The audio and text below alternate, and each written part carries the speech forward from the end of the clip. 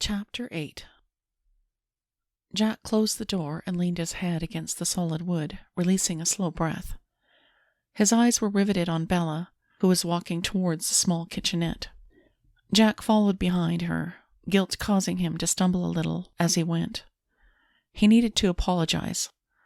She turned on the faucet, pouring water into a glass.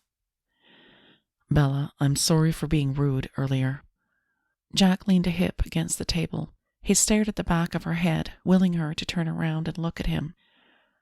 She stood motionless for a moment, the cup in her hand shaking a little, before she turned slowly to face him. "I don't understand why you're in a good mood one minute and all in a temper the next, Jack." "I know, and I apologize." Jack rubbed the back of his neck and grimaced. "I'm sorry for taking my frustration out on you. You don't deserve that." Jack wanted to tell his new wife that she made him crazy. Bella's sweet kisses had stirred a desire in him that caused him to want her more than he should. He couldn't remember ever feeling this strongly for a woman before. Not even his first wife had made him feel like this. Awareness unfolded inside him. He was frustrated because his traitorous heart was doing the very thing he told it not to do: fall for his fake wife. The passion he had for Bella was unexpected and alarming. Feelings he was very afraid were only growing stronger. Jack was convinced if he told Bella any of this, it would shock her, just as it shook him to his core right now. His brows puckered together in deep thought, uncertain of what to tell her. Bella stood close to him, her brown hair a little mussed from the wind, and her big brown eyes gazing into his. A slight smile formed, and she reached over, softly touching his hand. "Thanks for apologizing, Jack. I forgive you."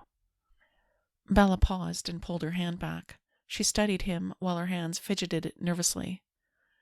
Seeing his wife's unease, Jack decided this was the perfect time to give her his gift. "I have something to give you that I hope will cheer you." "Jack, you really didn't need to get me anything." Bella bit her bottom lip slowly. Jack walked over to where he'd hid the wrapped package and handed it to her. Bella smiled slightly as she opened up the beautifully wrapped gift. Her eyes widened and her jaw dropped in surprise. Covering her lips with one hand, she sighed in wonder with what he'd given her. "You bought me a first edition of Pride and Prejudice by Jane Austen." Tears flooded her eyes, and she quickly wiped them away. "Oh my goodness, Jack, I've wanted this rare book since I was a little girl." Lovingly, she touched the yellowed pages. "I don't even know what to say. Thank you seems so inadequate, but thank you so very much." "You're welcome, Bella. I'm just happy to see you smile again." His wife held the book to her chest and stepped closer to him. She stood on tiptoe, placing a light kiss on the right side of his face. The softness of her lips was a healing balm to his scars. Bella whispered in his ear, "This is the best day ever." Bella stepped away from him, a shimmer of tears in her big brown eyes. Jack felt a sudden sense of loss as she moved away. She hesitated for a moment before she whispered, "Good night, Jack." As she closed the door to her bedroom, he touched one hand to his cheek, still feeling the warmth of her lips on his skin. Jack nearly melted when his wife touched him. He'd wanted to pull her into his arms again, but that's where the trouble today had started. When it came to Bella, he needed to leave well enough alone. Confusion and frustration filled him. His fake wife had him all tied up in knots. Did she even realize she'd kissed the right side of his face with all its imperfections? Maybe it didn't really matter to her, and she accepted him just as he was. Jack ran a hand through his hair, his thoughts consumed by Bella, as he entered his bedroom. Lying down on his bed, his mind returned to his wife.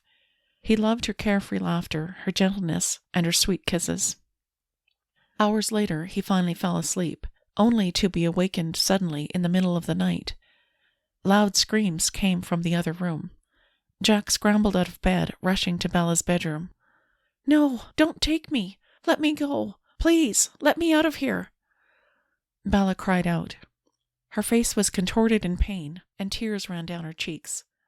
His wife's wild thrashing back and forth, mingled with her loud cries, caused knots to form in his stomach. He hurried to her side, sat down on the bed, and pulled her into his arms. Sweetheart, shh, you'll be okay. I've got you. You're safe now. Jack kissed the top of her head and whispered softly, hoping to calm her. Her eyes opened and her body stiffened in his arms as she stared up at him wide-eyed. Jack? It's okay, honey. I'm right here. You were having a nightmare. I'll stay with you until you get back to sleep. He spoke softly, not wanting to alarm her any further. Bella relaxed a little in his arms, rubbing the tears from her eyes. Jack whispered softly, Would it help to talk about it? No, I don't think so. Well, maybe. She pushed herself up and leaned her head against his shoulder. With one hand she rubbed her forehead. Jack reached for her other hand and rubbed soothing circles with his thumb. Talk to me, Bella. Maybe if you shared your bad dream, it would help you get back to sleep.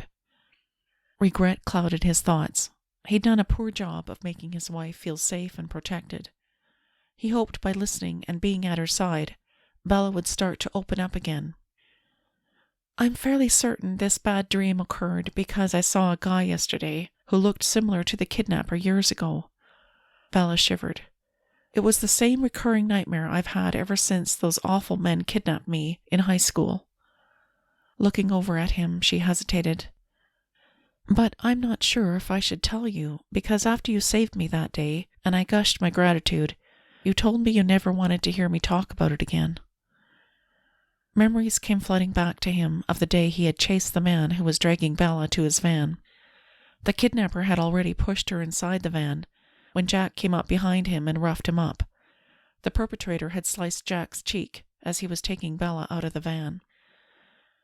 Jack had roughed him up again so that he was down for the count before he ran off with Bella at his side. Once they were safe, Bella had given him her handkerchief and cried a heartfelt thank you over and over again. He had pressed the handkerchief against his cheek to stop the flow of blood, and he'd remembered telling Bella that he never wanted to talk about what happened again. Remembering his harsh words that day, sudden remorse rushed through him. I'm so sorry, Bella. Can you forgive me for being so callous of your feelings? Jack released a long, slow breath. If you're willing to talk about it now, I'm listening. Bella pulled her knees up to her chest, her chin resting there before she turned to look over at him. Thank you for saying that, and it's okay, I forgive you, Jack. She pulled the blanket up over her legs. Jack was glad she did. The kittens on her pajama t-shirt and shorts and her long legs were very appealing, and it made it difficult for him to focus on what she was saying. Taking a deep breath, she began. All right, here goes. My nightmare is always the same. I'm back at the high school science fair with my dad, and we're in a strange city. Al is with me, and once again we're walking back to our hotel. Bella's shaky voice continued. This time in the dream, Al gets away, but I'm kidnapped and gagged with my hands bound and thrown into a van. I hear you calling my name, but the kidnapper gets in the van and drives away. I look out the window and see you running after the van, but it's too late. I'm trapped, and forever lost from my family and friends. She pressed her head against her knees, shoulders shaking with sobs as she relived the terror of her nightmare. Jack picked Bella up and with gentle movements placed her on his lap. With one hand he pulled her quivering body close, and with the other he stroked her head gently. Sweetheart, it's okay. You're safe here with me. I've got you. Jack kissed the top of her head, frustrated at how helpless he was to take away her tears. Closing his eyes, he sighed deeply as he thought about Bella's words. He'd been so caught up in himself and his own problems back then that he hadn't been aware of just how much trauma she had lived through. I never realized just how terrifying that ordeal must have been for you. I'm sorry. It's not your fault. You didn't know. Bella wiped away her tears with the back of her hand and snuggled against him. Jack shifted on the bed, an increased desire for his new wife, making him uncomfortable as he held her close. Will you stay with me, Jack? I'm scared to be alone tonight. Her whispered plea flooded him with compassion. He wondered just how deep the wounds were from when she was kidnapped. "I'll stay beside you, I promise." As he held Bella close to his heart, a fierce protectiveness overtook him. Anger surged through him at the thought of anyone trying to hurt his wife again. Slowly her tears subsided to whispers, and soon silence filled the room, except for the sound of Bella's even breathing. She had fallen asleep. Jack held her for a while longer, enjoying the flowery scent of her hair, as he held her soft body next to his. He stared at the perfect shape of her face, her smooth, unmarred skin, a reflection of the pure beauty within her. He kissed her forehead as she lay still against his chest. Jack's heart rate accelerated just being close to her. He expelled a slow breath. What was happening to him? It scared him that he was beginning to like her a little too much. The way he longed to see her smile and to feel her touch surprised and terrified him at the same time. Repeatedly, he warned himself not to get too close or fall in love with another woman again after the terrible marriage with his first wife. That had been a huge mistake, and he wasn't going to make another one like it. Yet, he realized Bella was so completely different than Alan. Bella was kind, generous, and someone who didn't seem to worry overmuch about appearances and how she looked to others. His wife had a kindness about her which spread to everything she did and to everyone she knew. Everyone she talked to went away feeling better about themselves. Lately, Jack found himself finding reasons to be by her side. This new awareness and longing to be with Bella scared him. Jack was starting to like her a little too much. Falling for his fake wife was a luxury he couldn't afford. He loosened her arms around his waist, placing her down on the bed and covered her with a blanket. Jack lay down beside her and pulled her into his arms. He wanted to kiss her, and if he were honest, he wanted much more than that. Dragging his thoughts away from temptation, he circled his thoughts back to all Bella had told him. An unexplainable desire rose inside Jack to do whatever he needed to protect his wife from any more pain or heartache. She'd been through so much. But how could he protect her and stop his own heart from falling for her in the process? Jack realized what he really needed to do was to put distance between him and Bella. He had no idea how he'd do that, but the fear of loving and being pushed away again was too strong to ignore. He would need to keep his heart shielded from pain. Bella opened her eyes the next morning, groggy from a restless sleep. The weight of the blanket was too heavy. When she started to move it off, she found Jack's hand resting on her waist. She caught her breath and closed her eyes for a moment. Vague impressions from the night before skittered across her mind. She'd thought it was just a dream. His warm breath tickled her neck, reminding her that her fake husband in her bed was indeed very real. The nightmare must have returned, and Jack had come to her room to calm her down. Heat rose from her neck, climbing up her cheeks. She was mortified that Jack had seen her at her most vulnerable, right after one of her nightmares. With slow movements, she lifted his hand off her waist, got out from under the covers, and grabbed jeans and a t-shirt. Hurrying to get dressed, she tiptoed to the kitchen to make coffee. As she put the coffee grounds in the coffee maker, she rubbed her forehead, agitated about the night before. Memories of Jack pulling her onto his lap and how he'd held her in a close embrace made her yearn for more. Warm tingles formed in her belly as she remembered how his hands ran soft circles along her back. His sweet words made her feel cared for and loved. Her hand shook slightly as she poured cream into her coffee. The realization hit her that she was beginning to fall for Jack. Bella couldn't let that happen. She wouldn't let herself be trapped by falling in love with her fake husband. Bella had experienced what it was like to feel powerless when she dated Mason in high school, and then again when she was kidnapped. She was convinced that if she fell in love, she would no longer have the freedom and independence she craved.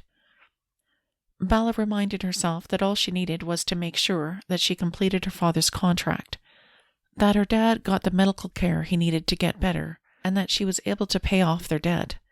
Those were the most important things. Falling in love with Jack would take away her independence and force her to give up her goals and dreams. Bella couldn't let that happen. She picked up her mug of coffee and walked toward the kitchen table, doing her best to think about something other than Jack. You look well rested, even after waking up in the middle of the night. Jack leaned against the doorpost, watching her. Bella spilled her coffee at the sound of his deep voice. Looking up, she saw him leaning against the doorframe of his bedroom. His intense dark eyes were riveted on her. "About last night, Jack," Bella began when Jack interrupted her. Bella, don't worry about it. You had a nightmare. It happens. Jack took the napkins out of her hand and squatted down to wipe up the coffee spill. It seemed to her like Jack didn't want to talk about last night. Well, that was fine with her. She was scared to be even more vulnerable with Jack. If she let him get too close, it would be much too easy to lose the freedom she craved. "Thanks, Jack." He tossed the napkins in the garbage, poured himself a cup of coffee, and turned to her, his pirate smile in place. No problem. So, are you ready to look at another theme park today? At her nod, Jack set his coffee on the table, pulled out his laptop, and started searching for something online. Sure. What Bella really wanted to ask him was what she'd said in her half-asleep, half-conscious state last night. But she'd steer clear of that, for now. If his swift change of subject and the disinterested look on his face were any indication, Bella decided she would be wise to leave well enough alone for now. What do you think about going to the Netherlands? He turned his laptop around to show her the screen. Bella scanned the website of the largest theme park in the Netherlands. She was especially interested in the fairy tale-themed forest. As she clicked on the different attractions like Rapunzel, Sleeping Beauty, and Hansel and Gretel, her interest heightened. "I adore the fairy tale-themed forest with the different houses and figures they created to represent interesting creatures. Kids must love this." Bella looked over at Jack, a huge grin on her face. "When do we leave?" "I thought we could go shopping for some designer clothes for you this morning, and then we'll fly out in the afternoon. Our driver will be here in 1 hour. "Clothes? For me?" "Yes.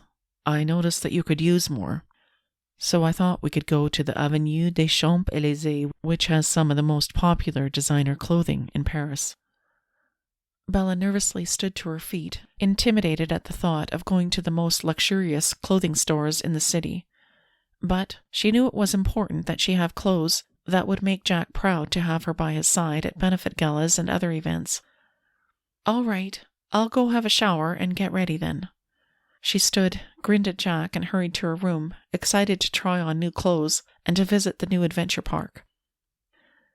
Jack couldn't help but smile to himself. Bella wore her heart on her sleeve, which meant most of the time there was no doubt about how she felt about anything. Sometimes that part of her personality was difficult to resist. When he first saw her walking with her head hung down toward the kitchen table, he had to stop himself from walking over and wrapping his arms around her.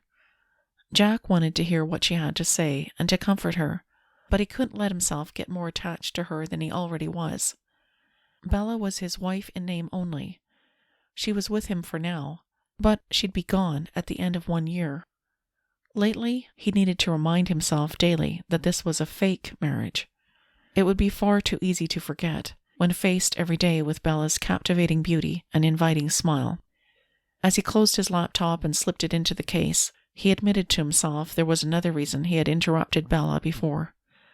He didn't want to get too close, listening to her most intimate thoughts, or for her to hear his. If he got too close, she would realize the horrible truth, that he wasn't worthy to be her husband. Jack squashed down the stabbing pain that pierced him at the thought of Bella seeing him as he really was, beastly. He hurried to his feet in an effort to get away from the terrible truth about himself. He packed his suitcase in a hurry, stuffing down his feelings, much like he hid his clothes in his satchel. Carrying it to the door, it wasn't long before Bella joined him. The concierge took their suitcases. They went down the elevator to their waiting car. Soon, the driver took them to the beautiful boulevard, and they began shopping at Louis Vuitton. Bella was amazed at the prices. One dress cost 2 months' wages. The women in the stores began finding clothes for Bella. It seemed Jack had decided to sit and watch her model the designer clothes. He wanted to help her choose what he thought looked good on her. The short-sleeved black dress with the tiny gold buttons looks wonderful. We'll take it as well as the matching shoes and the black handbag with gold detailing. Jack sat in a chair in the private changing area and would nod or shake his head as Bella showed him different clothes she tried on.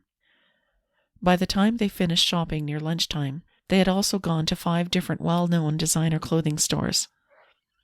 After they finally finished shopping, Jack took Bella to a small cafe that overlooked the river. The few times he had visited Paris, this had been a favorite cafe to relax and eat. The waiter led them to the outside patio that overlooked the river. Ordering a light meal, they enjoyed sitting in the sun.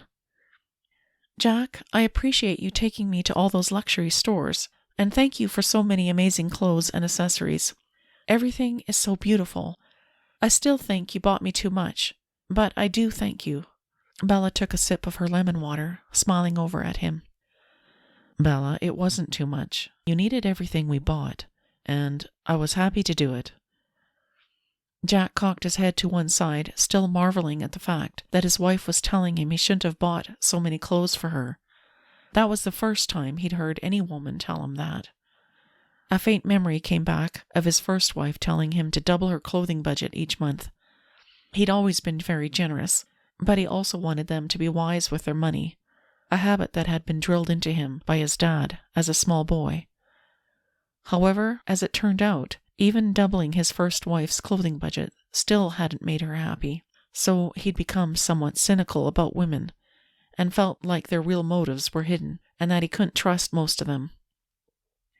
Bella was so different from any woman he'd ever known. It was a pleasure to buy things for her, because she was always grateful. She also didn't try to take advantage of him. Jack had begun to feel like he could trust his wife. He was thrilled that she liked her new clothes. The beep of his smartphone showed a text from their driver. "Looks like Pierre is on his way. The stores have delivered your packages. Next stop, the Netherlands." Jack smiled at Bella's huge grin. "I'm looking forward to it, Jack." They walked out of the cafe and drove to the airport. Not long after they were seated in the airplane, Bella fell asleep. It was only when the captain announced that they would soon be landing that she woke up. The next hour was a flurry of activity. They went to the hotel and dropped the suitcases and packages off. Bella changed into her new deep green designer capri pants and yellow and green matching short-sleeved top. Jack's eyes darkened in appreciation as she walked towards him. Everything she wore looked beautiful on her. Bella smiled and Jack's whole world lit up. That feeling lingered on their walk through the theme park. "It might be good if we had more interesting ideas for little children at the adventure park." Jack sat across from Bella in a teacup ride, his arms stretched out on the back of the bench chair that moved them up and down in a circular motion. "You're right, Jack. And the little children would attract more parents and grandparents to the park." Bella held her smartphone out and was busy jotting down ideas. After the ride was over, together they walked through the fairy tale-themed forest. Bella's eyes lit up as they passed the candy house of Hansel and Gretel. "It actually smells like vanilla cake here." Her nose twitched, and her lilting laugh and wide smile was contagious. Now I'm hungry." Many enchanting attractions caught their eye. A statue of Little Red Riding Hood, a talking tree, and a character whose head was much taller than the rest of his body. Jack lifted one eyebrow at the very interesting characters in the fairy tale-themed forest. As the day drew to a close, they went on a roller coaster ride that took them over the water rapids and ended with a big spray of water. "It's a good thing this is the last ride of the day," Bella giggled, taking in his wet shirt and her own soaked clothing. He gripped her waist, lifting her out of the boat. As her body pressed against his own, it was the sweetest torture he'd ever known to have Bella moving into his waiting arms. Her soft, feminine body molded against his, her arms curling around his neck as she slid smoothly to the ground. He wanted to breathe in deeply of her flowery scent. He wanted to kiss her sweet lips. He wanted to hold on to her forever. Bella's upturned face was beautiful and enticing, and for a moment he nearly gave in to the impulse to forget his decision to keep his distance. As difficult as it was, Jack forced himself to remove his hands from her waist. He stepped away from her. For a moment Bella stared at him, her smile gone as she studied him. Then she blinked, forced a smile as she took a tiny step away from him. "Are you ready to go?" Jack nodded, guilt gnawing at him for causing his wife any hurt. He saw an uneasiness in the stiffness of her shoulders. He held out his arm, but Bella wasn't taking him up on his offer. Walking together toward the exit, they kept their communication to polite responses and smiles. Jack sighed, realizing too late that by forcing himself to keep his distance from his fake wife, he'd caused a wedge between them.